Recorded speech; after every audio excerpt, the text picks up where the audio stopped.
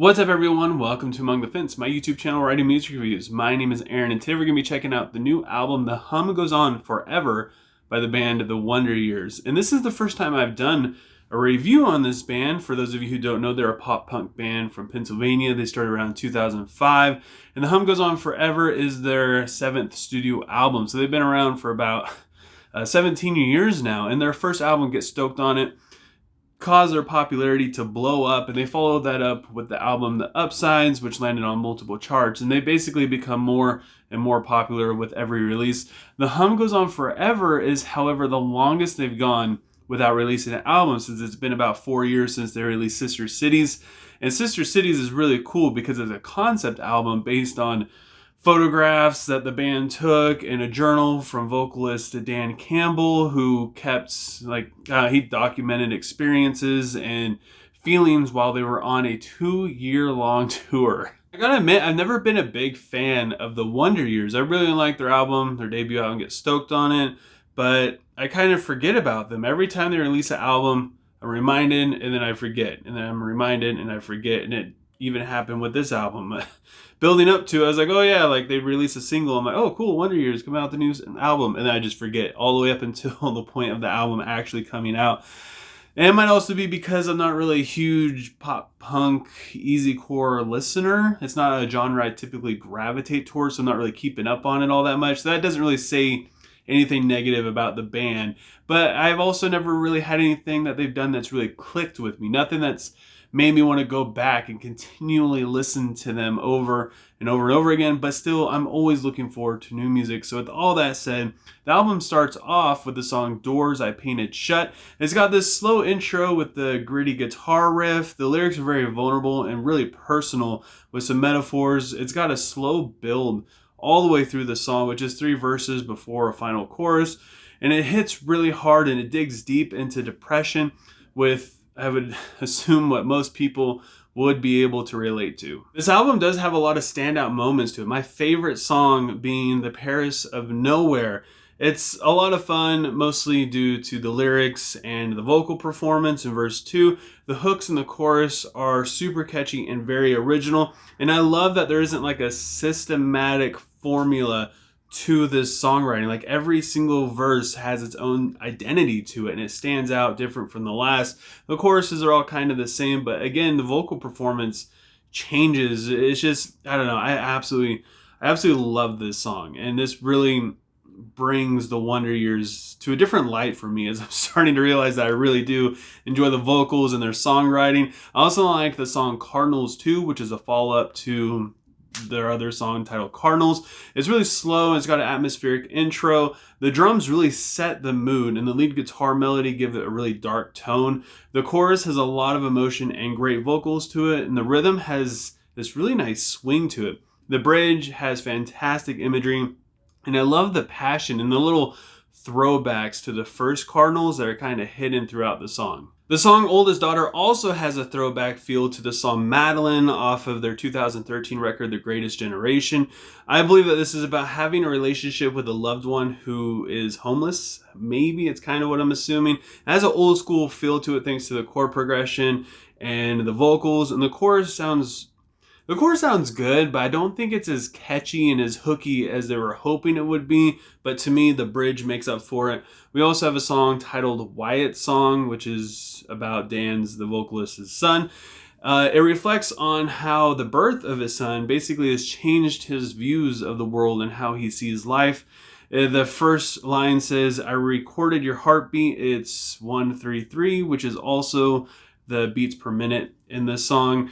It's got a really solid melody to it, and I love the vocal cadence in the verses. The chorus is very heartfelt, yet also kind of poppy at the same time with a unique hook to it. The bridge has a really good build-up. I love the simplicity of this song. They didn't try to overcomplicate things. They basically let the lyrics do all the talking in it. It's very simple and very effective. Another song that stood out to me a lot was the song Low Tide, which has this old school kind of feel to it.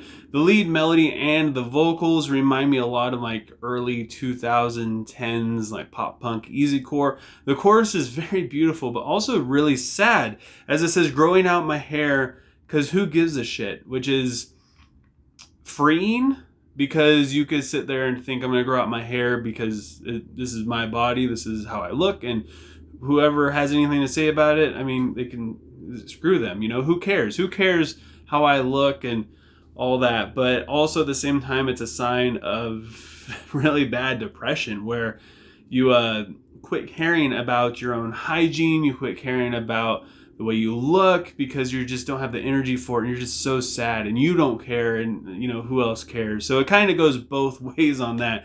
And the guitar solo after the bridge sounds great. It works magically as the song finishes off with another bridge, which I never saw that coming. Like honestly, when I was expecting the bridge, the kind of cool guitar solo, but then it plays through the final bridge before closing the song off, which I thought was going to usher in another chorus, and it caught me off guard and I loved it. I also enjoyed the song Lost in the Lights, which is also very heavy on anxiety and depression, which is the main theme for most of the Wonder Years music. It touches on Anthony Bourdain's death. It also portrays a lot of what if scenarios. He says what if, what if, what if, what if multiple times throughout the verses of the song. And he just kind of goes through the different scenarios of having this anxiety and depression afflictions coming at him. It's a little bit repetitive, I gotta admit, because the verses and choruses are all pretty close to the same. However, there's no like cliche lyrics thrown in there, so it never really becomes dull or like redundant. Summer Clothes is about feeling a little less depressed, just enough to where you could go out and enjoy life and do things and basically feel normal. It starts out as an acoustic ballad. The lyrics are really personal yet still relatable to anybody who's experienced this. The drums join in verse 2, making the emotions hit harder. The lead guitar plays a really calming melody in the bridge, and I want to say this song is really close to being repetitive again, but the different musical changes really, it keeps that from happening. Then we have the song titled Songs About Death, which it comes in heavy, but it drops out for the verse. And I really enjoy the realization of this song where he says, I've been writing songs about death too long. I need to stop. Where, I mean, it's tough because it's been in his life. Like forever, death has been a very common thing for him, where friends have died, family members have died. It's really hard for him to avoid, but he's also saying like it's hard for, you know, people to want to be my friend and get close to me because I just talk about death all the time. And also I'm a firm believer that whatever you focus on is basically all you're going to see. So if you have a couple of friends that die and all you're focused on is death all the time, then yeah, you're going to be really sad and depressed. But if you turn around and focus on people in your life that are still alive, things might look a little bit brighter. So yeah, I kind of like the fact that he's kind of starting to see this now. The song only has 2 verses. There's no chorus, but it works brilliantly as there's kind of like an interlude kind of section which takes place as the chorus. You don't need any lyrics. You're basically getting the gist of the song, and it works. Laura and the Bee Hive is about somebody, I'm assuming, named Laura, who protected him from bees when he stepped on a beehive when he was helping water her tomato garden. He still keeps in touch with them, reassuring that he's okay because they worry about the subject matter of his songs, which is basically about death and depression. It has a keyboard and vocals in the verses. The chorus gets a little bit stronger vocal layering and a melody. The bridge has a really cool line saying, "You've been the North Star since I was young," because this person, like, when he stepped on the beehive, this person basically covered him with their body to protect him from getting stung. So they took all the bee stings, which is pretty heroic, I'd be willing to say. And yeah, he still keeps in touch with them and he loves them. And I feel like he feels like he might be a burden to this person, because there's also hints in there, you know, where he doesn't want to take too much of their time with a phone call. And I find it really touching that he looks up to this person so much, but he's also not really realizing this person loves him enough to basically risk being stung by hundreds of bees to protect him. So obviously this person really does care about him as well. We also have the song Old Friends Like Lost Teeth. It has bouncy drums and a strong riff in the intro. The guitar parts and the verses are really unusual sounding. I enjoyed them a lot, but it sounds like he's just sliding up and down the guitar neck, or maybe he's using an effect or a pedal that kind of changes the pitch of the guitar. I'm not completely sure, but I do enjoy it. I loved how unusual sounding it was. The chorus says, "'Cause I know all the people in my dreams are just me. They're telling me what I know already." So he's having a dream of this enlightenment, but it's basically just him telling himself something he already knows. I mean, it's nothing, it's his own brain. So it's just revealing to him what he already knows.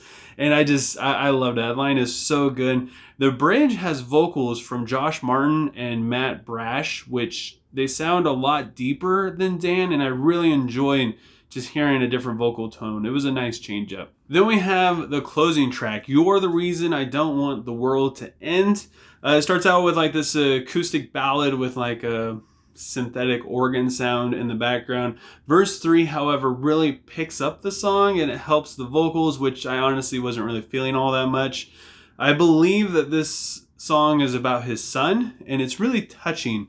Usually you see parents as just being really strong, and yeah, I mean, the only reason why they're strong is because they have to be for their kids, and sometimes their kids inspire them to be strong. Sometimes they see how tough their kid is and the different things they have to face in the world that their parents didn't have to face. They didn't have to overcome just all the crazy stuff that's going on right now. And these kids are really tough, and it's definitely inspiring, especially to parents who are probably freaking out and panicking and having loads of anxiety and all that. So yeah, I really enjoyed this song for more than reasons that it's kind of a love letter to his son. It's also kind of him admitting to himself that he's going to keep going on. This depression has been with him for many, many years. If you go through their albums, listen to their songs, he's been singing about depression, obviously, and about death.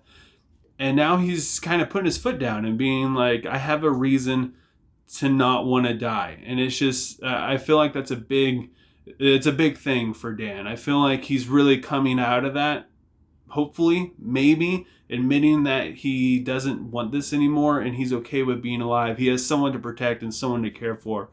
And it's a great closing track for not only this album, but I feel like it's a great closing track just showing the progression that Dan has gone through mentally over the years.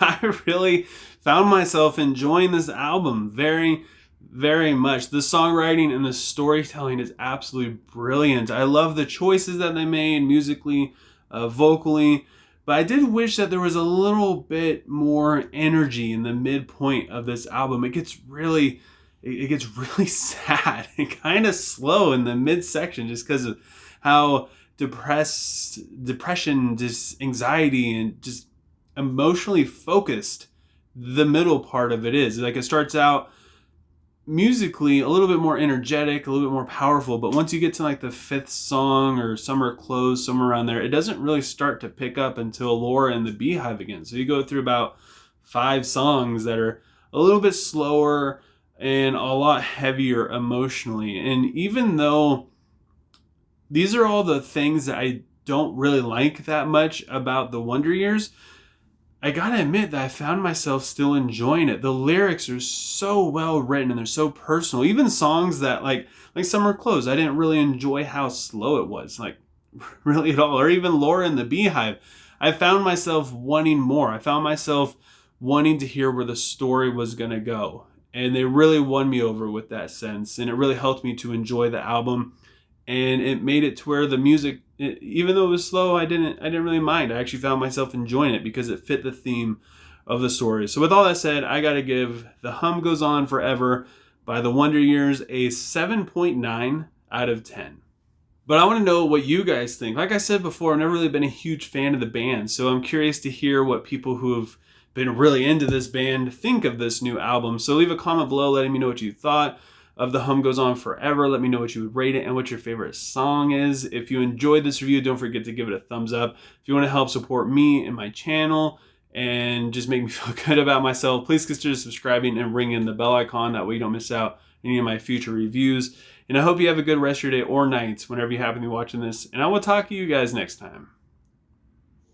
I was an ignorant kid relying on my parents' friends to save me.